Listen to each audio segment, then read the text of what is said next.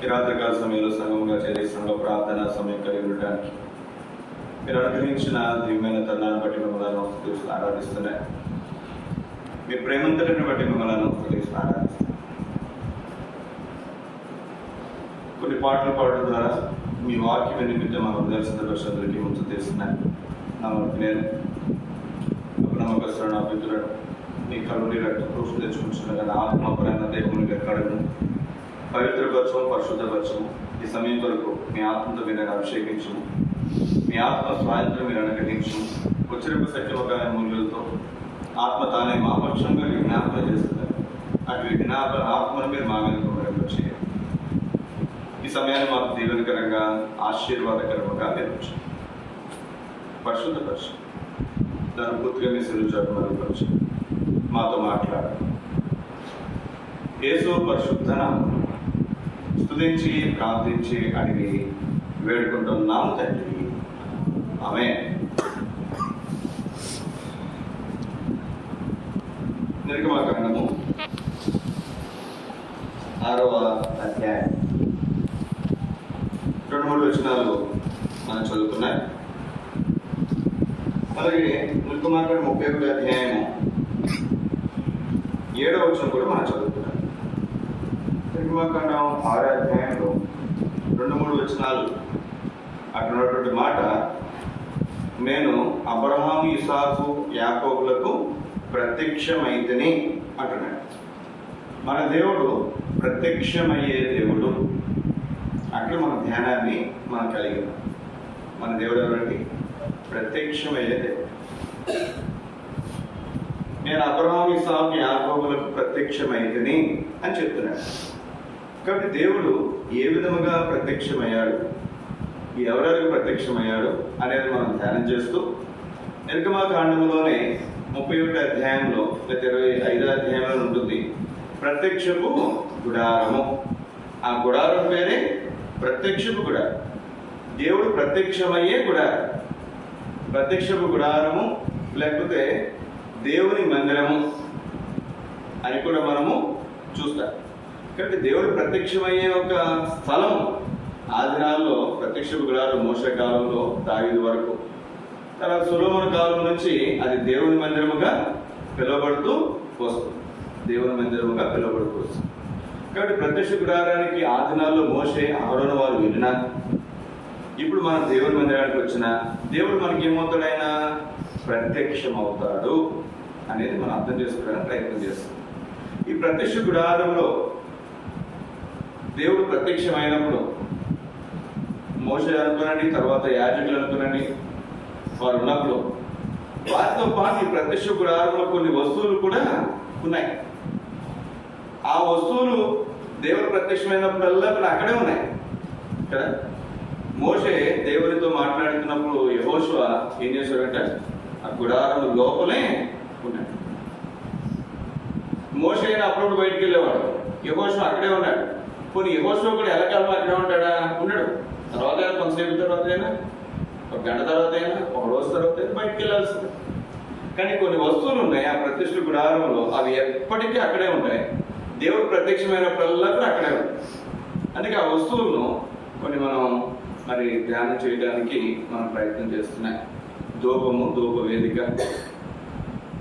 దీపవృక్షము గత వారాల్లో మనం ధ్యానం చేస్తాం. ఇప్పుడు రండి నిర్గమకాండము 31వ అధ్యాయం. నిర్గమకాండము 31వ అధ్యాయం 7వ వచనం, ప్రత్యక్ష గుడారమును, సాక్ష్యపు మందసమును, దాని మీద ఉన్న కరుణాపీఠం. ఏ మందసం వంటిది? సాక్ష్యపు మందసం. మందసానికి చాలా ప్రాముఖ్యత ఉంది. మందసము గత వారాల్లో కూడా మనం చూస్తూ వచ్చాం. దేవుని మందసం, దేవుని పరిచర్య మనకు జ్ఞాపకం చేస్తుంది. ఎన్నో సంగతులు ఇక్కడ దేవుని తెస్తే మన తర్వాత ఒక విషయాలు మనం చూద్దాం, లేకపోతే ఇంకొక మరి సంగతులను మనం వెళ్దాం. ఈరోజు మన అంశము సాక్ష్యపు మందసం. దీని పేరేంటంటే సాక్ష్యపు మందసం. ఈ మందసం ఏంటి? దానికి ఒక ప్రత్యేకమైనటువంటి పేరు పెడుతున్నాడు. ఇదేమిటంటే సాక్ష్యపు మందసం.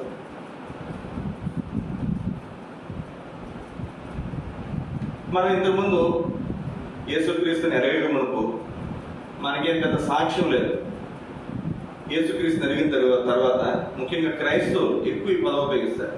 నాతో మన మధ్యలో ఒక ఆయన అన్న నేను సాక్ష్యం చెప్పాలి, ఈసారి డిసెంబర్ 31 తారీఖు రాత్రి ఖచ్చితంగా నేను సాక్ష్యం చెప్తాను. ఆశ అంతకుముందు లేదు అనుభవం, ఇప్పుడు ఉంది ఆశ. ఏం చెప్పాలి? సాక్ష్యం చెప్పాలి. ఇప్పుడు మందసానికి పెట్టుకున్నటువంటి పేరు ఏమిటంటే సాక్ష్యపు మందసము. ఈ మందసంలో ఏముంటాయి అసలు అంటే దేవుడు ఇచ్చిన పదార్థాలు కలిగినటువంటి రాజపలకలు ఉంటాయి, ఆహారంలో చిగురించిన కర్ర ఉంటుంది, తర్వాత మన్నా గల బంగారపు పాత్ర ఉంటుంది. ఈ 3 లోపలుండే వస్తువులు. ఈ మందసం అనేది ఒక పెట్టిలా ఉంటుంది. సుమారుగా మన టేబుల్ చూసారా, ఈ టేబుల్లా ఉంటుంది. ఈ టేబుల్ లోపల ఈ వస్తువులు ఉంటాయి, ఈ పెట్టి లోపల ఈ వస్తువులు ఉంటాయి. ఈ పైన 2 కెరూబులు ఉంటాయి. కరుణాపీఠం గురించి దేవుడు మాట్లాడతారు. ఇది అక్కడ ఉన్నటువంటి నమూనా యొక్క క్లుప్తమైనటువంటి వివరణ. అయితే ఇప్పుడు దీనికి ఏమని పేరు పెడతారు? ఇక్కడ సాక్ష్యపు మందసం. సరే, ఈ సాక్ష్య మందసం గురించి ఒక 3 సంగతులు మొదటిగా మీకు జ్ఞాపకం చేస్తాను నేను. నిర్గమకాండ 26వ అధ్యాయంలో అసలు ఇది ఎక్కడ, దీని స్థానము, ఇది ఎక్కడ ఉంటుంది? ప్రత్యక్ష గుడారంలో అంటే నిర్గమకాండము 26వ అధ్యాయము 33, 34 వచనాలు. నిర్గమ 33, 26వ అధ్యాయము, నిర్గమకాండం 26వ అధ్యాయం 33వ వచనం, 34వ వచనం. అడ్డతెరను ఆ కొలుకుల క్రింద తగిలించి సాక్ష్య మందసము అడ్డతెర లోపలికి తేవాలి. ఏ మందసం ఇది? సాక్ష్యపు మందసం. అడ్డతెర లోపలికి తీసుకురావాలి. అడ్డతెర పరిశుద్ధ స్థలమును అతి పరిశుద్ధ స్థలమును వేరు చేయాలి. అడ్డతెర లోపలికి. ఇప్పుడు ప్రత్యక్ష గుడారం ఉంది, మీకు అర్థం కావాలని చెప్తాను నేను. మరి మన మందిరం చుట్టూ ఉన్నటువంటి గోడ, అది బౌండరీ, చుట్టూరు హద్దు. ఈ బయట వరండా ఉంది చూసారా, అదంతా కూడా ఆవరణం. ఇది పరిశుద్ధ స్థలం. మీరు కూర్చున్నారు చూసారా, ఇక్కడి నుంచి ఇంతవరకు ఇది పరిశుద్ధ స్థలం. ఈ టేబుల్ దగ్గర నుంచి యువతలు ఉన్నది అతి పరిశుద్ధ స్థలం. ఈ గది అనుకుందాం, ఇది అతి పరిశుద్ధ స్థలం, ఇది పరిశుద్ధ స్థలం.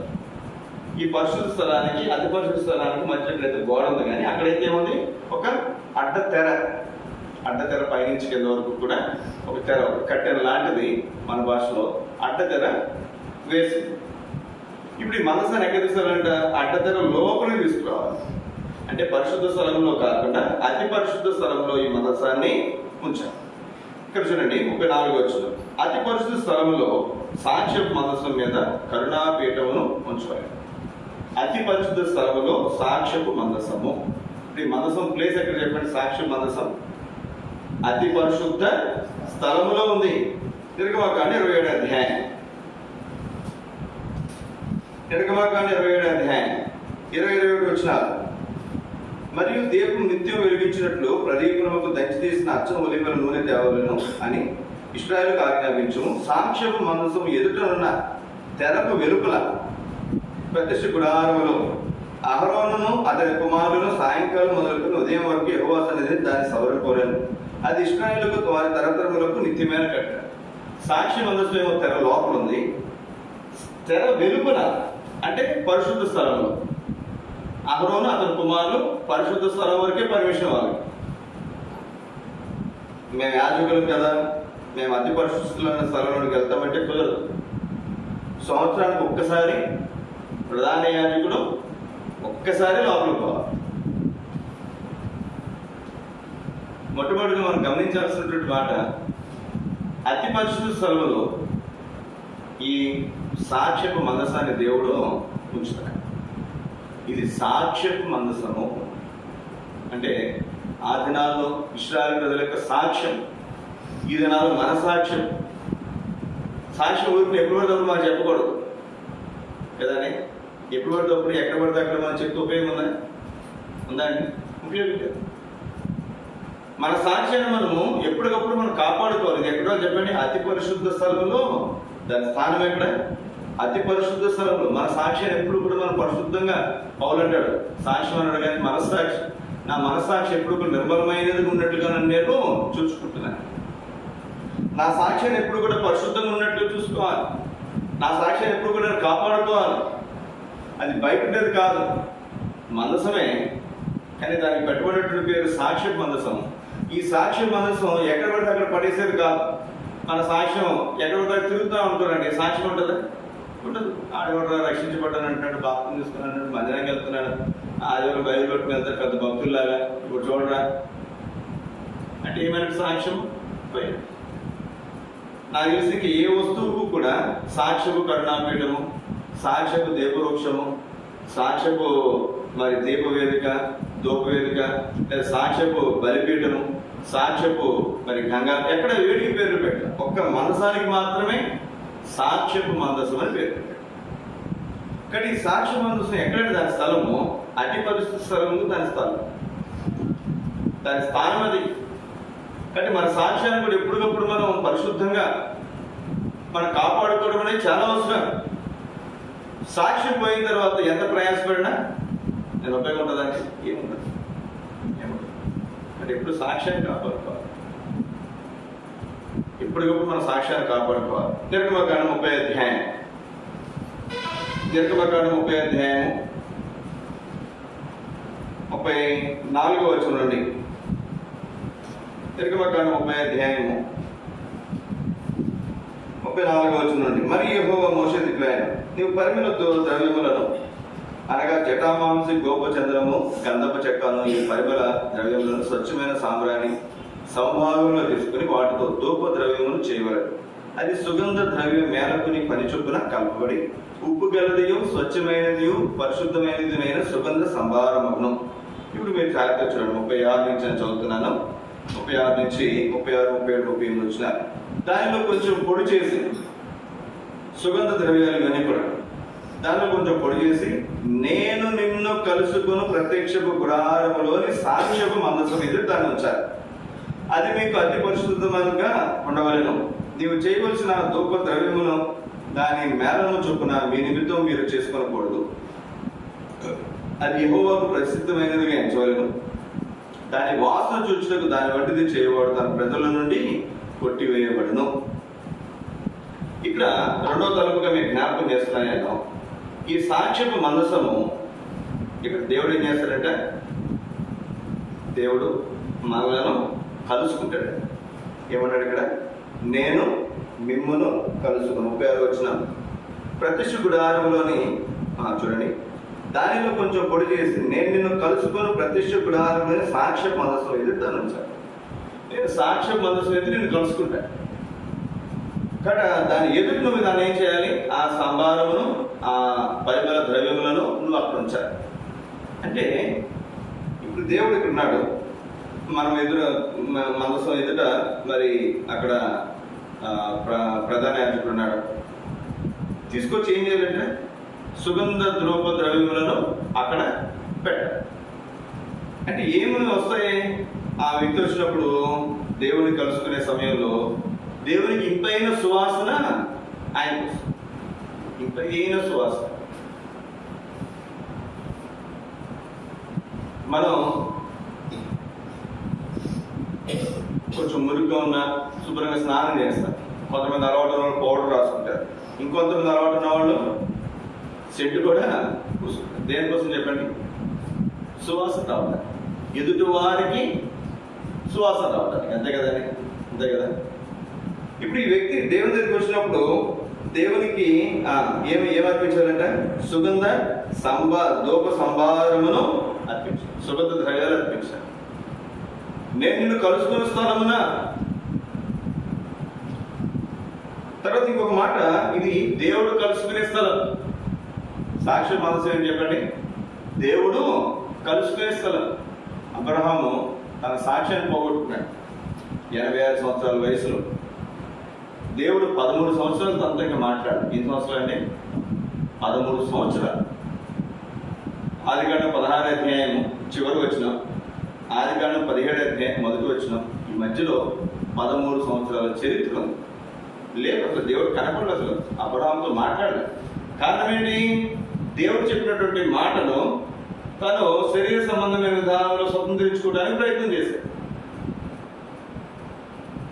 శారా వల్ల నీకు కుమారుడు కలుగుతాడంటే దాసి వివాహం చేసుకుని దాసి వల్ల కుమారుడిని కన్నాడు. ఏమైంది? సాక్ష్యం పోయింది. ఇప్పటికీ ఇప్పుడు ఇస్రాయల్ దేశానికి ఉన్నటువంటి పాలస్తీనా యుద్ధం జరిగింది. ఇప్పుడు ఇస్రాయల్ దేశానికి ఇరాన్ యుద్ధం జరుగుతుంది. పాలస్తీనా కానీ, ఇరాన్ కానీ, ఇరాక్ కానీ, దుబాయ్ కానీ, ఈ ముస్లిం కంట్రీస్ అంటే ఎవరు అసలు? వాళ్ళు ఇస్మాయిల్ సంతానమే. అబ్రహాం భార్య అయినటువంటి మరి భార్యగా చెవినటువంటి హాగరు దాసి తన కుమారుడే ఇస్మాయిల్ సంతానమే ఈ ముస్లిం సహోదరులందరూ కూడా. అసలు ఇస్మాయిల్ లేకపోతే అసలు ఈ ఉండేవారు వీళ్ళందరూ కూడా ఉండేవారు కాదు. ఇప్పుడు యుద్ధం ఎవరెవరికి? ఇశ్రాయేలు ప్రజలకి, ఇస్మాయిల్ సంతానానికి. వారికి యుద్ధం, బయట వాళ్ళకి కాదు. ఏ ఇంట్లోనే చూడండి, అన్నదమ్ములకే విరోధం. బయట కొడకరాడు. ఎక్కడో 100కి కొడుకు వస్తాయంటే 100కి 90% గొడవలు తగాదాలు జరిగినాయంటే అన్నదమ్ముల మధ్యలోనూ, అక్క చెల్లెల మధ్యలోనూ గొడవలు. వీళ్ళు వాళ్ళ తమ్ముడు వాళ్ళు వీళ్ళ తమ్ముడు ఎంత దూరమైనా పోతారు. ఇక్కడ ఈ రోజుకి ఇప్పుడు యుద్ధం, మనకు పాలస్తీనా యుద్ధం అయిపోయింది. ఇప్పుడు ఇరాన్ వస్తుంది. ఒక సమయంలో 8-9 అరబ్ కంట్రీస్ ఇస్రాయల్ దేశం మీద ఒకేసారి యుద్ధం చేసి 8-9 దేశాలు ఒకేసారి. ఇప్పటికీ ఎప్పటికీ కూడా 3వ ప్రపంచ యుద్ధం గారికి వస్తే ఎక్కడ రావచ్చు అంటారు? ఇస్రాయల్ దేశానికి పాలస్తీనాకి మధ్యలోనే 3వ ప్రపంచ యుద్ధము మొదలవచ్చు అంటారు ఎప్పటికీ కూడా. కానీ దానికి కారణం ఏంటి? అబ్రహాం చేసినటువంటి ఒక చిన్న అతని దృష్టిలో పొరపాటు కాదు. ఆ రోజుల్లో ఉన్నటువంటి నియమం ఏంటి? భార్య పిల్లలు కనకపోతే ఆ దాసిని వివాహం చేసుకుంటే వచ్చినటువంటి సంతానం ఆ యజమానుల సంతానం ఎంచబడుతుంది. అది లోక సంబంధమైనటువంటి నియమం అది. కానీ అబ్రహాం ఏం చేశాడు? దేవుని అడగకుండా లోక సంబంధమైనటువంటి నియమం తన భార్య చెప్తే ఆ విధంగా వివాహం చేస్తుంది. చివరికి ఆ భార్యని ఏం చేయాల్సి వస్తుంది? దాసిని దాని కుమారుని వెళ్ళగొట్టమంటే చివరికి పంపించేసి ఇంట్లో నుంచి. కాబట్టి రాత్రికాల సమయంలో మనం గమనించాల్సినటువంటి మాట, మన సాక్ష్యాన్ని మనం కాపాడుకోవాలి. లేకపోతే దేవుడు మౌనం ఉండిపోతాడు, మాట్లాడు. ఎంతవరకు అంటే ఇంకా ఎంతవరకు మాట్లాడు, మళ్ళా మనం సరి చేసుకున్నంత వరకు. దేవుడు వాళ్ళ 17వ అధ్యాయంలో మాట్లాడేవాడు, నా సన్నిధిలో నడుచుచు నిందారహితుడివై. కాబట్టి ఇది మన సాక్ష్యం. ఎంతవరకు మన సాక్ష్యాన్ని కాపాడుకోవాలి. ఎందుకంటే దేవుడు ఈ సాక్ష్య మందసం ఎదుట మనల్ని కలుసుకుంటాడు. సాక్ష్యం ఉంటేనే కలుసుకుంటాడు. నా సాక్ష్యం నేను పోగొట్టుకున్నాను అనుకోండి, దేవుడు నన్ను ఉపయోగించుకోడు, నన్ను విడిచిపెట్టేస్తాడు. ఎందుకని నా పరిచయం వల్ల దేవునికి ఏమిలా చెప్పండి, మహిమ రాదు. నా సాక్ష్యాన్ని పోగొట్టుకున్నాను. కాబట్టి మన సాక్ష్యాన్ని ఎప్పుడు మనం కాపాడుకోవాలి. ఇక్కడ ఈ సాక్ష్య మనసు అనేది దేవుడు మనల్ని కలుసుకునే స్థలము. ఇంకోటి ఇక్కడ ఈ సాక్ష్య మనసు దగ్గర చూడండి, 38 వచ్చిన దాని వాసన చూచుటకు దాని వంటిది చేయవాడు తన ప్రజల నుండి కొట్టివేవాడు. ఇప్పుడు సుగంధ సంభారం ఇవన్నీ చక్కగా చేయాలి లోపల. ఆ చేసినటువంటి ఆ సంగతులు అది ఎట్లా ఉంది వాసన చూద్దామని బయట ఎవరు కూడా ఏం చేయకూడదు అంటే వాళ్ళు చేయకూడదు. ఇప్పుడు మీకు అర్థమవడం కోసం చెప్తున్నాను. మన బాప్తిజం తీసుకున్న తర్వాత ప్రతి ఆదివారం మందిరానికి వచ్చినప్పుడు రొట్టె రసంలో పాల్గొనుకుంటుంది. ఇప్పుడు రొట్టె రసం దేవుని మందిరంలో దైవ సేవకులు సహజంగా చేస్తారు. ఇంకెవరైనా ఒకరిద్దరికి ఆత్మీయమైనటువంటి వారు, గ్రహించుకున్నటువంటి వారికి నేర్పుతారు.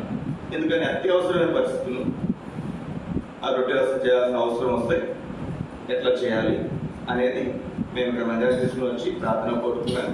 వాళ్ళు నేర్పుతాం. ఎప్పుడైనా అత్యవసర పరిస్థితులు వాళ్ళు ఎప్పుడైనా చేయడానికి అవకాశం. ఇప్పుడు సేవకురాలు చేస్తుంది కదా అని చెప్పి ఎప్పుడు పడితే అప్పుడు మేము చేసుకుని ఇంట్లో దాన్ని తినకూడదు. రొట్టె బాగుంది కదా అని చెప్పి పిల్లలు మమ్మీ రొట్టె బాగుంది మేము కూడా తింటాం అంటే సోమవారం మంగళవారం రొట్టె మేము ఇంట్లో చేయకూడదు. దాని వంటిది కూడా చేయకూడదు. ఆదివారం మేము ఎట్లయితే చేస్తామో ప్రభువుల కొరకైనటువంటి రొట్టె రసాన్ని, దాన్ని ఇంకెప్పుడు కూడా దాన్ని సిద్ధపరచకూడదు. కేవలం ప్రభువుల మందిరంలో ఉపయోగించేటప్పుడు మాత్రమే దాన్ని చేయాలి. ఒక ఊర్లో నేను ఉన్నప్పుడు అక్కడ మేము తరగతిలో ఉన్నాం. మా ఊళ్ళో అక్కడ సేవకురాలు రొట్టె చేస్తుంది. ఎందుకు లోపలికి వెళ్తే వాళ్ళ కొడుకు టిఫిన్ తిన్నట్టు తింటాడు. దాన్ని అక్కడ ప్లేట్లో పెట్టాడు. ఎలా తిన్నాడు? టిఫిన్ తిన్నట్టు తిన్నాడు. నాకు అసలు షాక్. అసలు ఏంటిది, ప్రభువుల్లో రొట్టె కదా అది, ఏంటి అతను తింటాడంటే నేను అడిగి ఆంటీ మామూలు అడిగితే నేను కొన్ని ఎక్కువ చేస్తానయ్యా. సరే 2 రెట్లు అవసరం, మన మధ్యలో ఒకటి కావాలి, 2 చేస్తాం. ఎందుకని మంచిదని. ఎందుకని ఒక్కొక్కసారి రొట్టె చేస్తున్నప్పుడు ఒకసారి అది విడిపోతుంది ఒక్కొక్కసారి. అందుకే ఏం చేస్తామంటే 2 రొట్టెలు సరిపడే పిండి కలుపుతాం. 2 రొట్టెలు చేసి ఏది మంచిగా ఉంటే అది తీసుకొచ్చి పెడతాం. అలాగే పెద్ద పెద్ద సంఘాల్లో 2 రొట్టెలు 3 రొట్టెలు పెద్ద పెద్ద చేస్తారు. కాబట్టి 2 ఎక్స్ట్రానే చేస్తారు. చేస్తే అది ప్రభువులలో మనం పాల్గొని పొందేంత వరకు 2 రొట్టెలు అక్కడ పెట్టిన మిగిలిన రొట్టెలు ఇంట్లో ఉన్న మధ్యలో ఉన్న అవి ఎవరు కూడా ముట్టుకోకూడదు. ఎప్పుడు ముట్టుకోవాలి దాన్ని? మందిరం అయిపోయిన తర్వాత, అంతే కదండి. మందిరం అయిపోయిన తర్వాత ఆ రొట్టెని కింద తీసుకొచ్చిన తర్వాత, లేదా మందిరం శుభ్రం చేసేవాళ్ళు పలక మొక్క తినేస్తారు పెద్దవాళ్ళు, లేదా అది కింద తీసుకొచ్చి కిందైనా ఎవరికైనా పిల్లలకు ఎవరికి ఇస్తారు. అప్పుడు తినాలే కానీ ఆ రొట్టె మనం ప్రభువులలో పాల్గొని పొందడం కోసం సిద్ధపరుస్తాను కాబట్టి దాన్ని ఆ పని అయ్యేంత వరకు దాన్ని ఎవరు కూడా ముట్టుకోకూడదు. నేను మా పిల్లలకు ఖచ్చితంగా చెప్తాను. తర్వాత 12 సంవత్సరాలు వచ్చిన తర్వాత ఆదివారం చర్చ అయిపోయిన తర్వాత రొట్టె వాడికి పెట్టడం మానేసాం. వాడు పాపం తీసుకోలేదు కదా. చిన్నపిల్లలకైతే పెట్టచ్చు, కొంత గ్రహింపు వచ్చింది కాబట్టి వాడికి పెట్టడం మానేసాం. పాప కూడా పెట్టడం మానేసాం. ఇప్పుడు ఇంకో సంవత్సరాలకి కూడా పెట్టడం మానేసాం. ఎందుకంటే వాళ్ళు పెద్దలు అవుతారు. అది పెద్ద పిల్లలు తినే రొట్టె కాదు, అది చిన్నపిల్లలు కాబట్టి వాళ్ళకి సరదాగా ఏదో తింటారు కాబట్టి వాళ్ళకి ఇస్తాం అంతే. కానీ అట్లాంటిది దాని వంటిది మనం చేయకూడదు ఎక్కడ. ఇది చాలా ప్రాముఖ్యమైనటువంటి. ఇంకొక మాట చూడండి, అంటే ప్రభువులలో పాల్గొంపులు పొందేటప్పుడు, ప్రభువులను విరిచేటప్పుడు, ప్రభువులను చేసేటప్పుడు దాని విషయమైనటువంటి ఉండాల్సినటువంటి శ్రద్ధ. అది ఇదేదో బాగుంది, ఇదేదో మన ఇంటికాడ ట్రై చేద్దాం, మీరు ఎవరి ఇంటికాడ కూడా దాన్ని ట్రై చేయకూడదు. అది పరిశుద్ధమైనటువంటిది. అది దేవుని మందిరంలో ఎంతో భయభక్తులతో మనం ఆచరించాల్సినటువంటి. అది ఎట్లా ఉంటుందో చూడకూడదు. ఇంటికాడ మనం దాన్ని చేయడానికి ప్రయత్నం చేయకూడదు. కొంతమంది తెలియక ఏం చేస్తారంటే పిల్లలు వస్తాయి, పిల్లలు వచ్చిన మొక్క నోట్లు వేసుకున్న పిల్లల నోట్లో కొంచెం వేస్తారు. అట్లా కూడా వేయకూడదు. పిల్లలు బాప్తిజం తీసుకుంటేనే ఎవరైతే బాప్తిస్తున్నారో వాళ్ళకే ఇవ్వాలి. కాబట్టి ఇది చాలా జాగ్రత్తగా మనం గమనించుకోవాలి. 3వ తలపు రండి, సంఖ్యాకాండం 7వ అధ్యాయం 89వ వచనం. సంఖ్యాకాండం 7వ అధ్యాయం 89వ వచనం. మోషే 89-90 వచనం. మోషే యెహోవాతో మాట్లాడటకు ప్రత్యక్ష గుడారంలోకి వెళ్ళినప్పుడు సాక్షాత్ మందసం మీద ఉన్న కరుణాపీఠం నుండి ఆయన 2 కెరూబుల నడుము నుండి తనతో మాట్లాడిన యెహోవా స్వరము అతడు వినెను. అతడు ఆయనతో మాట్లాడెను. ఈ సాక్ష్యం మందసం మీద ఉన్నటువంటి కరుణాపీఠం మధ్యలో నుండి దేవుడు ఏం చేసినట్టు అతనితో మాట్లాడాడు. ఈ సాక్ష్యం మందసం దేవుడు మనతో మాట్లాడటానికి ఉపయోగించే సాధనం. ఇప్పుడు ఈ దినాల్లో మనకి దేవుడు మనతో మాట్లాడడానికి ఉపయోగించే సాధనం ఏం చెప్పండి? దేవుని వాక్యం. ఈ వాక్యం ద్వారా దేవుడు ఏం చేస్తాడు? మనతో మాట్లాడతాడు. ఈ బైబిల్ మనం చదువుతున్నప్పుడు దేవుడు మనతో మాట్లాడతాడు. ఇక్కడ రాయబడినటువంటి మాట చూడండి, తనతో మాట్లాడిన యెహోవా స్వరం అతడు వినెను, అతడు ఆయనతో మాట్లాడాను. దేవుని స్వరాన్ని అతడు విన్నాడు, లేదా అతడు కూడా దేవునితో మాట్లాడాడు. అందుకే ప్రతిరోజు ఉదయం లేచిన మనం మోకరించి ప్రార్థన చేస్తాం. మోకరించి ప్రార్థన చేస్తున్నప్పుడు మనం ఏం చేస్తున్నాం? దేవునితో మాట్లాడతాం, అంతే కదండి. మోకరించి మనం ప్రార్థన చేస్తున్నప్పుడు మనం దేవునితో మాట్లాడతాం. తర్వాత దేవుడు ఏం చేస్తాడు? బైబిల్ చదువుతున్నప్పుడు మనతో మాట్లాడు. కానీ ఇక్కడ పాత నిబంధనలో సాక్ష్య మనసు మీద ఏ సంగతులు అయితే జరుగుతున్నాయో మనం ప్రతిరోజు దేవుని సన్నిధిలో మనం మోకరించి ప్రార్థన చేస్తున్నాడు. ఉదయం రాత్రి ఖచ్చితంగా వ్యక్తిగతంగా ప్రార్థన చేసుకోవాలి, బైబిల్ చదువుకోవాలి, కుటుంబంగా ప్రార్థన చేసుకోవాలి, బైబిల్ చదువుకోవాలి. ఇది గొప్ప ఆధిక్యత. ఆ రోజులైతే సాక్ష్య మందసం దగ్గరికి వెళ్తేనే దేవుడు మాట్లాడేవాడు. ఇప్పుడు సాక్ష్య మందసం అవసరం లేదు. మనం మోకరించి ప్రార్థన చేసి బైబిల్ తెచ్చుకుని మనం ప్రార్థన చేస్తే దేవుడితో మనం మాట్లాడతాం. బైబిల్ చదివితే దేవుడు మనతో మాట్లాడతాడు. సంఖ్యాకాండం 11వ అధ్యాయం 17వ వచనం. నేను దిగి అక్కడ నీతో మాట్లాడేదను. ఏం చేస్తాడు దేవుడు? దిగి వచ్చి మాట్లాడేవాడు. మూడోదిగా మీకు జ్ఞాపకం చేస్తున్నాను, దేవుడు దిగి వచ్చి మాట్లాడేవాడు. నిర్గమకాండం 25వ అధ్యాయం 22వ వచనం. నిర్గమ 25, 22, 21, 22. నేను నీకు ఇచ్చిన శాసనములు ఆ మందసంలో వచ్చాను. ఎక్కడ వచ్చాలంట? మందసం, సాక్ష్యపు మందసం. అక్కడ నేను నిన్ను కలుసుకొని కరుణాపీఠం మీద నుండి శాసనములు గల మందసం మీద నుండి 2 కెరూబుల మధ్య నుండి నేను ఇశ్రాయేలు నిమిత్తం మీకు ఆజ్ఞాపించు సమస్తమును నీకు తెలియజెప్పాను.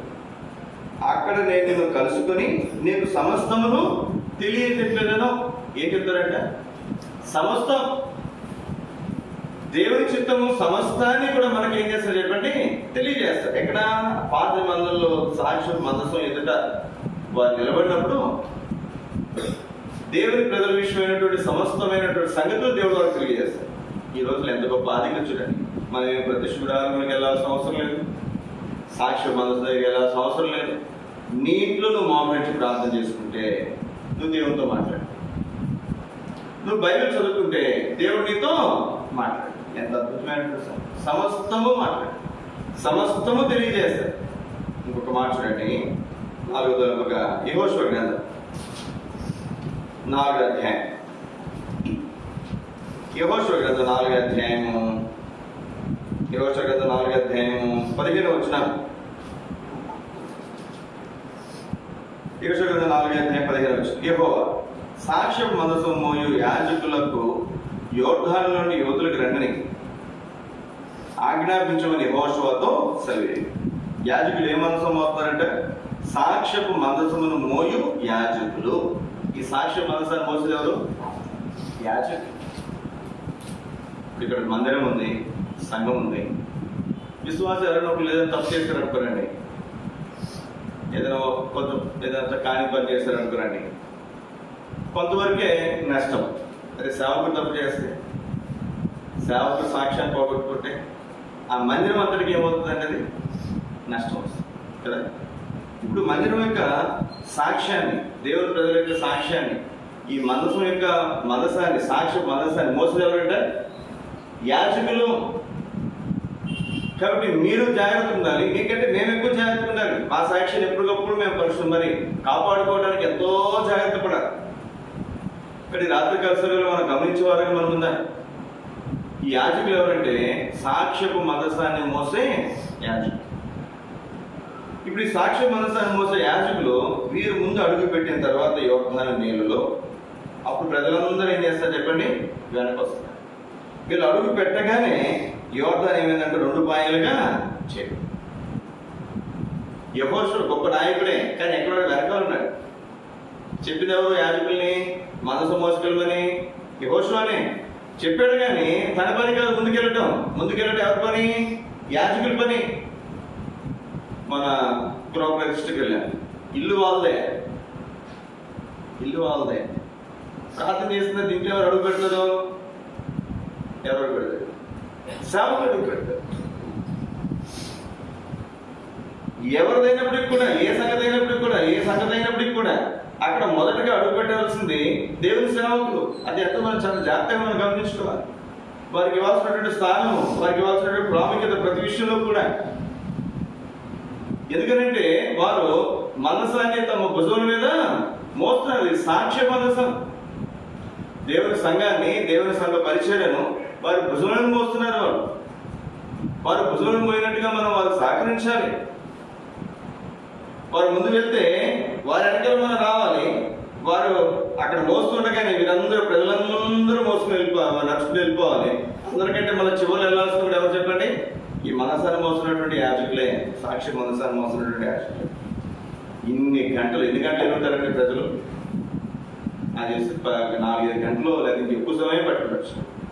ఎంతమంది? 20 లక్షల మంది, 4 లక్షల 6 లక్షల సైన్యం, మిగిలినటువంటి ప్రజలు. ఇన్ని లక్షల మంది నడుచుకుంటూ వెళ్ళాలంటే 1 గంట 2 గంటలు అయిపోతాయి. ఎన్ని గంటలు పట్టుకుంటుంది? అన్ని గంటలు వీళ్ళు ఏం చేయాలి? భుజాల మీద మనసాన్ని. ఇదెంతో భారంతో బాధ్యతతో కూడుకున్నటువంటి మన సాక్ష్య మనసాన్ని మోయటం. కాబట్టి మనం గమనించే వరకు మనం దేవుని సేవకులు, అలాగే దేవుని పరిచారకులు కూడా, దేవుని బిడ్డలు కూడా దేవుని మనసాన్ని మోసే విషయంలో, పరిచయం జరిగించే విషయంలో, మన సాక్ష్యాన్ని మనం కాపాడుకునే విషయంలో ఎంతో ప్రయాస మనం కలిగి ఉందాం కాక, ఎంతో జాగ్రత్త మనం పడుతుంది కాక. ఇక్కడ చివరికి ఒక మాట మీకు జ్ఞాపకం చేస్తాను నేను. హెబ్రీయులకు రాసిన పత్రిక 12వ అధ్యాయం. హెబ్రీయులకు రాసిన పత్రిక 12వ అధ్యాయము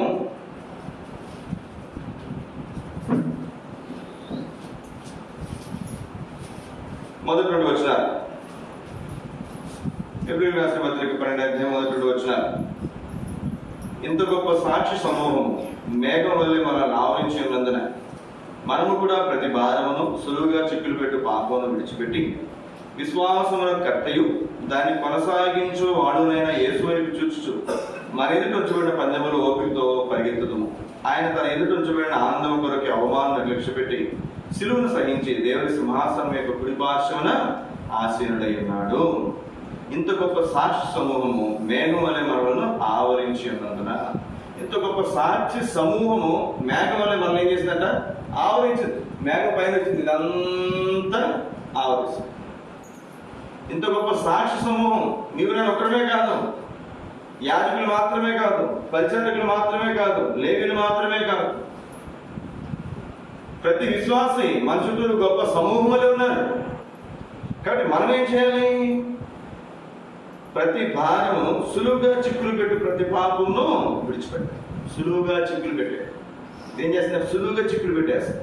సాతాను ఏం చేస్తారు చెప్పండి? సులువుగా చిక్కులు పెట్టేస్తారు. మనం దాన్ని పీక్కోవాలంటే చాలా కష్టం, చాలా కష్టం. కాబట్టి ముందే మనం గమనించుకుంటే చిక్కులు పడకుండా ఏం చేస్తాం? మనం ఒక పెద్ద ఉండ ఉంది, కోసం దగ్గర దారం తీసుకుని జాగ్రత్త తీస్తే చిక్కులు పడవు. మనం ఏదైనా లాగాం అనుకోనండి, మొత్తం చిక్కులు పడుతుంది. ఒకసారి మొత్తం తీసి అవతల పడేయాల్సి వస్తుంది. మరి అక్కడ ఇక్కడ మనం ఏం చేయాలంటే సులువుగా చిక్కులు పెట్టు ప్రతి పాపమును విడిచిపెట్టి విశ్వాసమున కర్తయు దాన్ని కొనసాగించేవాడని యేసు వైపు మనము చూచుచు మన ఎదుట ఉంచబడిన పందెపు రంగములో మన ఓపికతో పరిగెత్తాలి. ఏమవసరం? ఓపిక అవసరం. ఓపికతో పరిగెత్తాలి. అట్లా మనకు దేవుడు సహాయము చేయనుగాక. ఒకరి ప్రార్థన చేసుకుందా? దేవుని వాక్యంలో మన హృదయాలు పరీక్షించుకుందా? దేవుని వాక్యంలో దేవుడు ఏదైతే మనతో మాట్లాడుతూ వచ్చాడు